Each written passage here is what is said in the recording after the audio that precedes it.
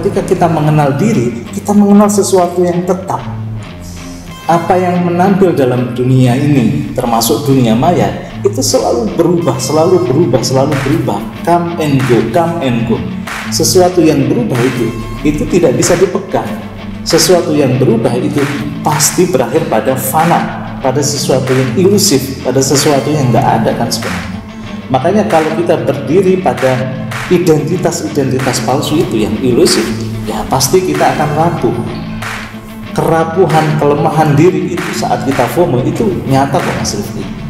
Berapa ribu orang yang stres gara-gara dunia maya atau media sosial. Berapa pasangan yang kemudian akhirnya berujung pada perceraian. Karena apa? Hidup dalam kepalsuan itu.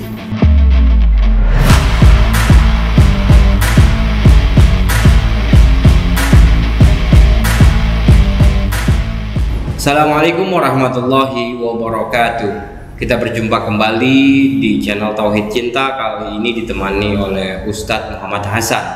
Beliau adalah salah satu tim Tauhid Cinta dan juga penulis buku Imajinasi dalam Perspektif Ibnu Arabi dan juga owner dari Ruang Dialog Maya. Assalamualaikum Ustadz Hasan. Waalaikumsalam Mas Rifki, sehat sekali. Nah, kali ini kita akan membahas mengenai FOMO atau Fear of Missing Out. Ada rasa takut atau rasa kekhawatiran, rasa cemas terhadap sesuatu atau karena ketinggalan informasi, ketinggalan tren, ketinggalan perkembangan baru dalam ilmu pengetahuan maupun ketinggalan dalam hal apapun.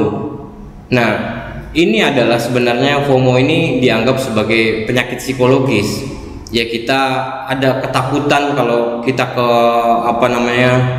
kurang update, ya makanya ada istilah kudet atau kurang update atau dianggap sebagai nggak gaul. Ya karena itu tadi missing out. Ya karena kita tidak update, karena kita tidak ada rasa cemas, ada rasa takut karena kurang update itu terhadap berbagai macam tren, terhadap berbagai macam perkembangan di dunia media sosial dan lain sebagainya. Nah, kita akan membahas ini dengan Ustadz Hasan. Nah, kenapa sih FOMO ini begitu menggejala ya sekarang? Ya dulu mungkin orang cuma menganggap itu kudet lah, kurang update, tapi sekarang sudah menjadi sudah menjadi tren sendiri malah itu FOMO, fear of missing out. Silahkan. Ya, terima kasih Mas Rifki. Bahwa FOMO atau fear of missing out itu memang sudah dianggap sebagai penyakit psikologis oleh salah satu dokter psikologi di Inggris. Namanya agak susah dokternya, yaitu Dr. Andre Sibilski, yang mana dia sudah membuat sebuah penelitian yang bagaimana perilaku orang ketika menghadapi dunia maya, terutama dunia maya saat dia itu interaksi dengan teman-temannya di media sosial, di internet dan media-media online yang lain, Mas Rifki. Nah, perasaan ketinggalan, perasaan tidak update, perasaan tidak kekinian itu ternyata mengganggu psikologi seseorang.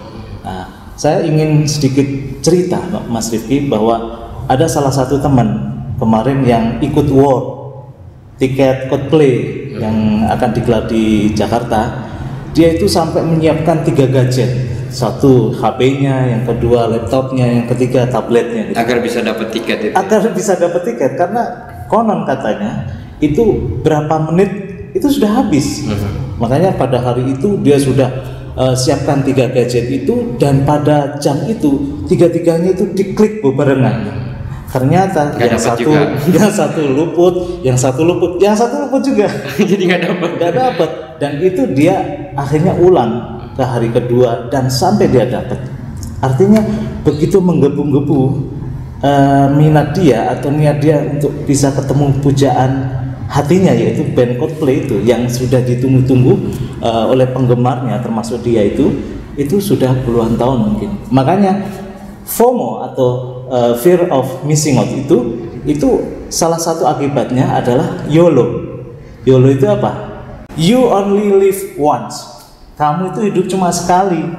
Makanya kenapa tidak kamu manfaatkan betul? Apalagi kaitannya dengan band ini Coldplay, bahwa belum tentu loh 20 tahun yang akan datang Coldplay bisa datang ke Jakarta lagi. Makanya takut ketinggalan kalau dia tidak bisa nonton, takut ketinggalan kalau dia tidak bisa bertemu dengan band yang sudah dipuja-puja begitu lamanya gitu. Makanya fear of missing out itu sebenarnya Mas Rifki ada pada kita semua, tapi objeknya aja yang berubah-ubah atau objeknya aja yang berbeda-beda. Dari sisi kita masing-masing, kalau mungkin seorang politisi takut banget dia itu nggak update tentang berita-berita politik. Kalau dia punya misalkan orang yang sukanya fashion, dia itu takut banget ketinggalan fashion zaman now gitu, fashion kekinian, sehingga dia itu tidak merasa dia itu update atau dia itu merasa dirinya sendiri itu menjadi berkurang. Ya sebenarnya FOMO ini banyak variannya ya. Ya ini berbasis pada, kalau saya boleh ini gitu ya, itu dari iri, dengki dan lain sebagainya. Ya balik lagi ke penyakit hati. Misalkan kita merasa bahwa tetangga kita sudah punya motor keren atau mobil gitu. Kita merasa bahwa kok gue belum punya ya gitu. Jadi ada merasa kok gue nggak update ya, nggak meningkat ya misalkan. Terus misalkan dilihat dari status Facebook, lihat dari postingan Instagram, TikTok dan lain sebagainya, melihat teman-teman kita yang mungkin sudah lebih sukses dari kita, kok achievement saya belum sampai ke situ ya kayak gitu. Itu ada fear, ada kekecewaan, ada kegalauan, ada ketakutan akan dia tidak bisa sampai ke situ gitu loh. Iya betul, bahwa fear of missing out atau FOMO ini itu tidak tidak berlaku bagi orang-orang yang hidup di dalam dunia maya aja, tapi kehidupan kita, sosial kita itu semacam kayak memberikan standar-standar umum gitu, bahwa yang dianggap orang sukses itu adalah orang yang punya mobil mewah, orang yang punya rumah yang mewah dan sebagainya itu. Makanya ketika dia mengstandarkan hidupnya dengan standar umum itu, ketika ada temannya atau saudaranya atau tetangganya yang sudah mencapai itu, dia merasa iri, dia merasa gagal bahkan, atau dia merasa bahwa hidupnya itu belum berarti kalau belum bisa mencapai itu semua. Makanya perasaan missing out itu, perasaan ketinggalan, perasaan bahwa aku belum punya ini, belum punya itu dihinggapi oleh kita semua, Mas Rifki. Dan ini yang tadi Mas Rifki juga bilang bahwa ini salah satu dari penyakit hati. Nah, menjadi menarik adalah pertanyaan bahwa penyakit hati yang namanya iri ini sebabnya apa sih? Sebabnya adalah kalau kita tidak punya keteguhan iman, kalau bahasa Islamnya kan iman, kepercayaan diri gitu kan. Kalau kita tidak punya kepercayaan diri, kita tidak berdiri atau berdikari dalam diri kita sendiri, makanya kita gampang diombang-ambing oleh psikologi massa. Kalau sekarang ini nyebutnya malah psikologi pasar. Tren pasarnya ini kemudian kita ikut, tren pasarnya itu kita ikut. Dan kalau psikologi kita tidak kuat, tidak kokoh, tidak percaya diri, itu ya gampang diombang-ambing itu. Makanya salah satu bentuk daripada penyakit hati itu karena kita tidak stabil di dalam, makanya kita terombang-ambing oleh gejala-gejala yang muncul itu. Akhirnya iri, melihat tetangganya sukses iri, melihat temannya mencapai sesuatu achievement tertentu, dia iri. Dan dia karena tidak berdaya akhirnya minder, karena tidak berdaya akhirnya apa? Overthinking juga loh. Tetangganya aja nggak mikirin, kita yang mikirin. Ya, kita capek, jadi bukannya kita mikirin bagaimana kita bisa sukses, tapi capek mikirin orang lain kok sukses ya. Nah, terkait dengan penyakit hati ini, terus FOMO, fear of missing out ini. Nah kan di dunia media sosial hal-hal iri ini menjadi semakin meningkat gitu. Padahal kalau kita mau simak kan dunia media sosial ini, dunia maya ini adalah dunia tipu-tipu sebenarnya. Banyak topeng yang digunakan oleh mereka dalam statusnya, dalam postingannya di IG, di Instagram, di Facebook, di TikTok dan lain sebagainya. Ya misalkan dia sebenarnya lagi rebahan tapi fotonya foto lagi makan enak gitu misalkan, atau tinggal cari di Google gitu, atau ngedit foto gitu tiba-tiba lagi di mana. Itu kan ya sebenarnya banyak kepalsuan. Ya bisa jadi dia sedang sedang sedih tapi dia ingin terlihat gembira, dia nggak mau terlihat apa namanya kekurangan misalkan di postingan-postingan media sosialnya, makanya selalu posting-posting yang ya achievement dia atau dia lagi makan di mana segala macam gitu. Ini makin titik kulminasi menurut saya di media sosial ini, problem FOMO ini. Betul Mas Rifki, bahwa FOMO ini kalau sekarang itu ada wadahnya ya, ada wadahnya itu media sosial. Harusnya media sosial kan merepresentasikan dari diri kita yang sebenarnya, diduplikasikan. Misalkan saya sebagai pengajar, saya duplikasikan diri saya di akun-akun media sosial saya untuk mentransmisikan apa yang saya punya, apa yang saya miliki, apa yang saya kompeten di situ. Tapi nyatanya enggak Mas Rifki. Nyatanya adalah justru media sosial ini untuk menampilkan kepalsuan dari diri kita yang sebenarnya berbeda, sangat berbeda sekali dengan diri kita yang asli. Makanya disitulah kalau dalam ajaran agama itu ada yang namanya anania. Anania itu sebenarnya keakuan kita atau fake self atau diri yang palsu itu. Sebenarnya ideal-ideal kita yang tidak mampu kita capai, kita bisa pasang di status-status atau kita bisa pasang di akun-akun media sosial kita agar orang itu menghargai kita. Padahal kita tidak seperti itu. Kita belum melakukan sesuatu tapi di situ seolah-olah sudah wow. Nah, makanya FOMO ini bisa menjebak kita hidup dalam kepalsuan, hidup dalam ilusi atau hidup dalam maya atau hidup dalam imajinasi. Nah, itu yang harus benar-benar kita kulik Mas Rifki. Ya sebenarnya kan banyak juga sekarang tuh apa ya influencer ataupun public figure yang misalkan aku di Instagram, tapi dalam realitasnya seperti ini, aku yang sehari-hari dan aku yang di Instagram, jadi disandingkan itu foto dia gitu misalkan. Jadi memang sebenarnya kita sudah tahu bahwa ini dunia media sosial itu dunia tipu-tipu gitu loh, tapi kita malah terjerembab juga dalam situ gitu. Nah ada hadis kan yang mengatakan man arafa nafsah faqad arafa rabbah gitu. Siapa yang mengetahui dirinya sendiri dia akan mengenal Tuhannya. Nah dalam konteks ini ya setiap orang unik, setiap orang spesial, setiap orang punya karakternya masing-masing, punya sifatnya masing-masing, punya konstruksi sosialnya masing-masing, dan juga ya bahkan sidik jarinya masing-masing, raut mukanya masing-masing gitu loh, kompetensinya masing-masing gitu. Jadi nggak bisa dibanding-banding kayak dibanding-banding kayak yang lain gitu. Ya kita punya karakter sendiri yang berbeda, kita punya profesi sendiri yang beda dengan teman kita gitu. Nah, bagaimana perbedaan ini atau sesuatu yang memang berbeda ini tidak disatukan, tidak disamakan gitu loh di dunia. Bagaimana kita mengenal diri sendiri lah kira-kira gitu. Betul Mas Rifki. Makanya FOMO kita harus tahu ya akar dari FOMO itu apa. Akar dari FOMO adalah krisis eksistensial kan. Kita merasa pengen diperhatikan, merasa pengen diwongke atau merasa pengen disampingkan. Jadi pusat perhatian. Iya. Padahal kenyataannya nggak seperti itu. Ya contohnya kayak kita semua lah Mas Rifki. Di akun media sosial kita teman kita 3.000, ya kan? Pada realitasnya berapa orang? Realitasnya ini aja kan. Jadi seolah-olah dengan status yang kita share, komen yang kita bikin di situ diperhatikan 3.000 orang itu wow, padahal kenyataannya belum tentu. Apalagi kita itu sangat terganggu kalau kita sudah posting nggak ada yang likes. Bahkan nggak ada yang ngeliat. Kalau dari status WA, waduh kok ini baru kosong aja, nggak ada yang ngeliat. Kita udah bikin sampai-sampai YouTube kan, viewernya cuma dikit gitu kan. Itu FOMO juga kita. Makanya perlu basis daripada diri kita, eksistensi kita itu sebenarnya bukan yang ada di dunia maya itu. Basis eksistensi kita ya kalau kita kenal pada diri kita, benar kata Mas Rifki tadi, ma'rifatun nafs atau mengenal diri, dimana ketika kita mengenal diri ada kaitannya dengan mengenal Tuhan kan. Man arafa nafsa faqad arafa rabbah.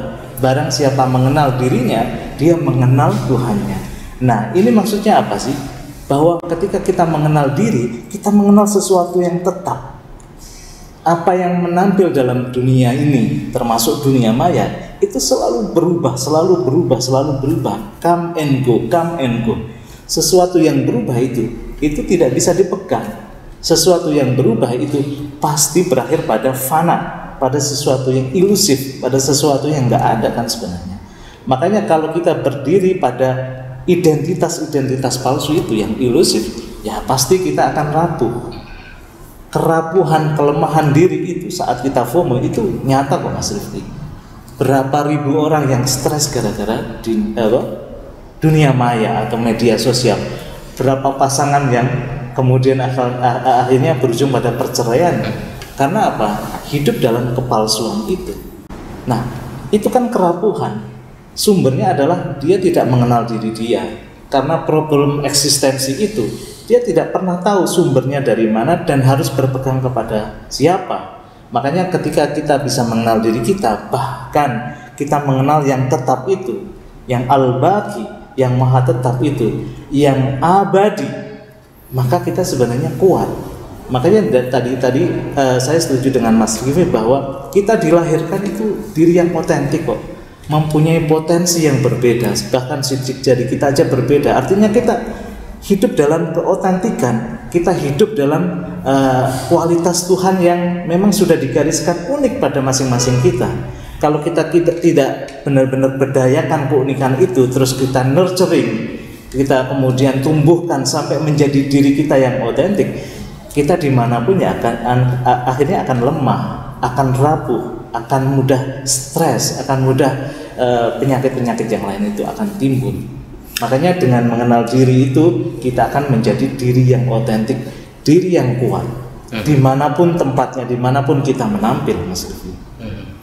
Iya, sebenarnya kalau kita udah mengenal diri kita dan mengenal Tuhan, kita akan menjadi lebih insaf atau lebih sadar bahwa semua punya, kalau kata Khairul Anwar, kita punya kesunyian masing-masing, atau kita punya nasib masing-masing, punya takdir masing-masing, punya karma, dharma, atau tugas tanggung jawab masing-masing yang pasti berbeda. Kita punya profesi masing-masing yang juga berbeda gitu. Nah, tinggal bagaimana kita tidak usah iri dengan pekerjaan orang lain, tidak usah iri dengan achievement orang lain, tidak usah iri dengan kekayaan orang lain. Ya justru kita mensyukuri, itu intinya. FOMO itu kalau kita obatnya kan sebenarnya rasa syukur ya Ustaz Hasan. Syukur dan juga coba deh kalau kita bangun pagi, apa sih yang kita cari? Istri kita bukan, siapa yang kita cari? Handphone. Mana handphone kita itu FOMO.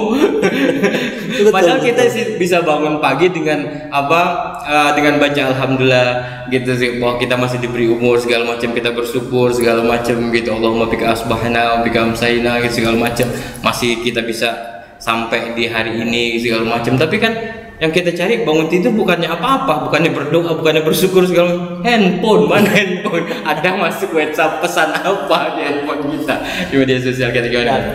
Iya, salah satu ciri-ciri dari FOMO itu, Mas Rifki, ketergantungan kita sama gadget. Memang kan, kemelekatan kita pada gadget. Ini kan sebenarnya mengindikasikan bahwa hidup kita itu sebenarnya di situ, bukan di sini nih, bukan sekarang ini, tapi hidup di dalam kepalsuan dunia maya itu. Makanya kita refer hidup itu ke situ terus itu kan. Dan akhirnya kita secara tidak sadar karena mengidentifikasi hidup itu di dunia maya yang nyata malah nggak diperhatikan. Sudah menjadi pemandangan umum, Mas Rifki, suami istri lagi makan, sibuk pada gadgetnya masing-masing kan. Kita lagi makan loh, enak-enaknya makan, tapi tidak menikmati makan kita, tapi menyaksikan diri kita yang di situ. Atau foto dulu, foto, udah foto posting, ya masih posting. Betul. Makanya salah satu ciri lagi dari FOMO itu adalah kita pengen menjadi orang lain, dan kita merasa benci ketika kenyataan diri kita tidak seperti itu. Itu kan FOMO kan. Nah, ketika orang itu pengen menjadi orang lain berhasil, kita tidak, akhirnya kita mencela diri kita sendiri loh. Minder dengan diri kita sendiri. Akhirnya banyak sekali, Mas Rifki, bahkan ini sudah tahapnya artis ya, kita lihat di Korea, berita-berita di Jepang dan sebagainya. Artis karena dituntut oleh profesinya, dituntut ideal oleh promotor maupun penggemarnya, followersnya, akhirnya bunuh diri, nggak kuat ya, karena FOMO itu. Makanya ketika kita tidak, sekali lagi ya, ketika kita tidak sadar pada diri kita sendiri, kita tidak ma'rifatun nafsi, tidak tahu diri yang hakiki, diri yang stabil, diri yang kemudian kokoh itu, maka sebenarnya kita masuk ke dalam FOMO itu, dan akhirnya tragis. Kita akhirnya kena penyakit yang namanya stres, insecure, overthinking, dan yang lain-lain gitu. Itu implikasi dari FOMO ya. Banyak sekali. Ya, tapi memang kalau kita lihat, kita tidak bisa menyalahkan media sosial, kita tidak bisa menyalahkan perkembangan dunia teknologi, gadget dan lain sebagainya. Itu adalah tools, itu adalah alat. Nah, justru kita yang dikendalikan oleh tools itu atau mereka yang mengendalikan kita. Nah, itulah perannya ma'rifatun nas, mengenal diri sendiri gitu ya. Nah, karena kan kalau kita misalkan di dunia maya itu sangat terjadi, tapi di dunia nyata juga terjadi seperti tadi Ustadz Hasan ceritakan kan, bahwa ya dimanapun ini terjadi ketika memang ada penyakit hati tadi itu. Nah, bagaimana mengobati itu, Ustadz Hasan? Nah, mengobati penyakit hati itu pertama kita harus identifikasi diri kita dulu ya. Kalau kita misalkan keluar dari lingkungan kita, kalau lingkungan itu tidak baik, berarti kan kita harus membentengin diri, Mas Rifki. Kalau misalnya ya, saya ternyata nggak bisa ya, misalkan hidup dengan HP, bahkan saya berlebihan tuh dari pagi sampai sore itu, kalau saya hitung-hitung udah 14 jam loh saya pakai HP gitu kan. Bahkan ada orang-orang yang sudah sampai kecanduan main HP itu. Ya pertama kita harus sadar diri bahwa sebelum kita itu hidup di media sosial, kita sanggup nggak sih hidup tanpa media sosial? Maksudnya apa? Maksudnya ya kita bisa menjaga jarak nggak, membatasi diri nggak? Makanya dalam satu hadis Imam Tirmidzi itu dikatakan ittaqillaha haitsuma kunta. Ittaqillaha maksudnya apa?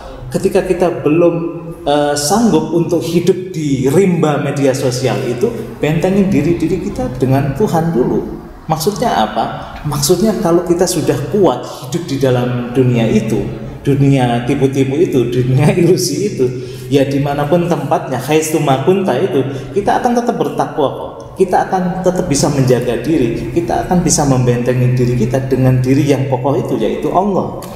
Itu. Yang kedua adalah wattabi'is sayyi'atal hasanata tamhuha. Kemudian kalau kita memang sudah terjerumus dalam keburukan, karena di media sosial itu keburukan maupun kebaikan itu bercampur itu. Tapi kalau kita sudah terjerumus dalam keburukan, segera harus diikuti dengan kebaikan. Kalau kita sudah sadar, wah sudah terlalu larut nih saya dengan media sosial, saya batasi diri saya kemudian bisa detach dari media sosial, kemudian saya ganti itu keburukan-keburukan itu dengan kebaikan, dengan diikutinya, karena kebaikan itu bisa menghapus keburukan. Baru yang ketiga adalah wa khaliqin nasa bi khuluqin hasan. Wa khaliqin nasa bi khuluqin hasan itu seperti ini, bahwa kita harus menyebarkan akhlak-akhlakul karimah, mewujud nyatakan atau mengejawantahkan kebaikan-kebaikan yang ada di dalam kesadaran Tuhan yang ada di dalam itu bisa keluar dan bisa bermanfaat kepada orang lain kan gitu. Ya tentunya tempatnya bisa di mana aja kan, bisa di ruang-ruang publik yang memang offline maupun di online gitu kan, media sosial. Dengan berbagi kebaikan dimanapun tempatnya itu kita bermanfaat kok Mas Rifki, tidak terjerumus, tapi justru kita kedatangan kita mau di media sosial atau di tempat manapun itu bisa memberikan influence kebaikan positif, kemanfaatan kepada yang lain itu. Nah tipsnya adalah satu, ittaqillah haitsuma kunta, yang kemudian wattabi'is sayyi'atal hasanata tamhuha, dan yang ketiga adalah wa khaliqin nas bi khuluqin hasan.